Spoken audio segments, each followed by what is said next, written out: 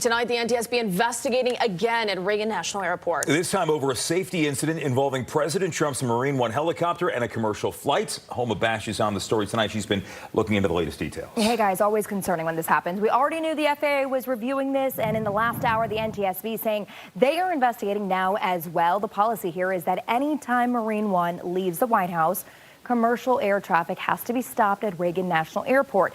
But that apparently did not happen as President Trump took off Tuesday afternoon. Here's video of the president boarding the military helicopter in the Ellipse. It's around 2:30 p.m., heading to Joint Base Andrews for a trip to Los Angeles.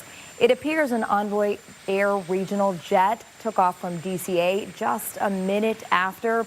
The FAA says their initial safety review finds that there was a momentary loss of separation, after which the aircraft continued to move away from one another, and that the air traffic controller was in contact with both the Marine One pilot and the commercial plane pilot during that time. Here's control tower audio. National Tower from Marine One will be doing a momentary delay. Marine One, roger. National Tower, Marine One, proceeding as briefed.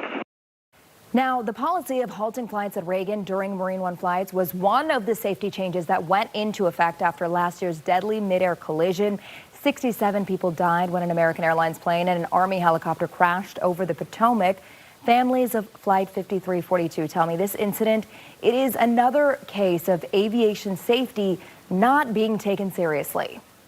Each time something happens, a close call, a loss of separation, you might hear the FAA minimize that they were never in quote unquote danger, but it still occurred, and it occurred involving the leader of our nation and plane loads of people at DCA. That is Amy Hunter. She's one of the family members of victims on Flight 5342 who have been fighting tirelessly for Congress to pass an aviation safety bill since the January 2025 crash. Loved ones also tell me they're still waiting on the Army to release their investigative findings. Now, in a statement, the White House told Fox 5 that Marine One flights are piloted by some of the best aviators in the entire world, and at no point was the president in harm's way. The FAA says they are reviewing the incident and they'll implement changes based on any findings.